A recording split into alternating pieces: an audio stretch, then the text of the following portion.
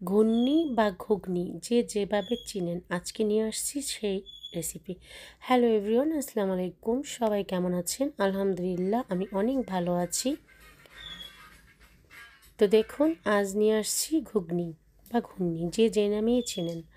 এটা হচ্ছে চটপটির ডাল যেটাকে বলি আমরা। তো আমি এখানে 1 কাপ নিয়েছি। চটপটির ডালটা আমি ওভারনাইট ভিজিয়ে রাখবো, মানে সারা রাত্র। যদি আপনারা এটা ওভারনাইট ভিজিয়ে রাখেন তবে সেটা বেশি ভালো হয়। যদি কেউ সেটা না করেন তবে অবশ্যই 4-5 ঘন্টার জন্য এটা নর্মাল পানিতে ভিজিয়ে রাখবেন। আমি এটা নর্মাল পানিতে ভিজিয়ে রেখেছি, তবে ডালটা ভালো করে ধুয়ে নেবেন।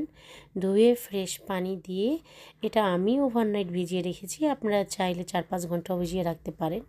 তো দেখুন, ওভারনাইট ভিজিয়ে রাখার পরে আমার ডালটা এরকম হয়ে আসছে পর্যায়ে।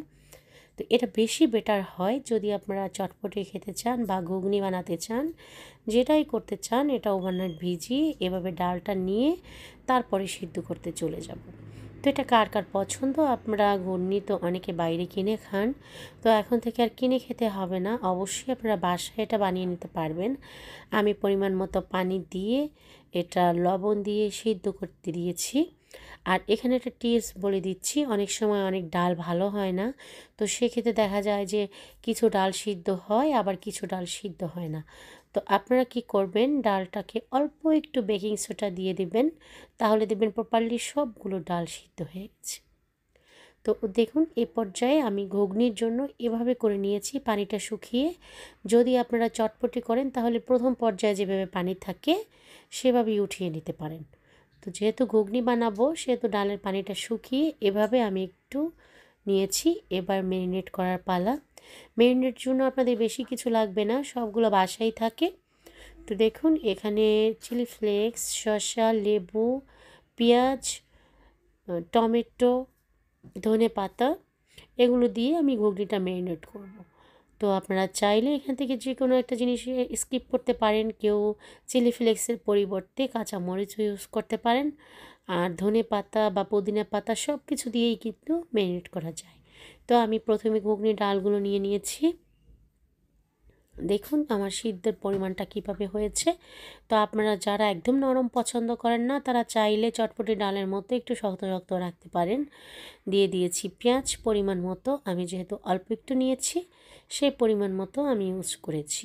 তো এখানে পরিমাণটা আমি সঠিকভাবে বলতে পারছি না, যে যতটুকু ঘুগনি খেতে পছন্দ করেন ততটুকুই নিতে পারেন। দিয়ে দেব টমেটো কুচি, শসা কুচি আর ধনেপাতা, সাথে একটু সরিষার তেল। আমি যেভাবে খেতে পছন্দ করি আমি সেটা সেভাবেই বানিয়েছি। আপনারা চাইলে আপনাদের পছন্দ মতো বানিয়ে নিতে পারেন। আর যে কেউ যদি কিছু না খেতে চান তাহলে সেটাও স্কিপ করতে পারেন। দিয়ে দেব একটু লেবুর রস, এটা শুধু টেস্ট বাড়ানোর জন্য।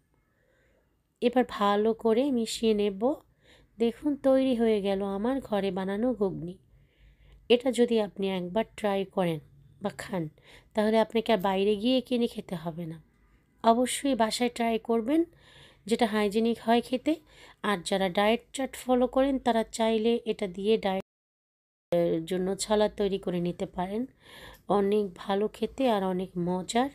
যদি একবার বাসায় তৈরি করে খান আর কখনো আপনার বাইরেরটা খেতে ইচ্ছা করবে না।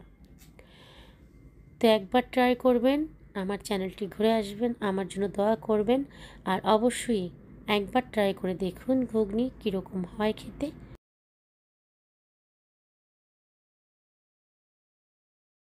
যারা এখনও বানাননি তাদের জন্য আজকে আমার এই রেসিপি।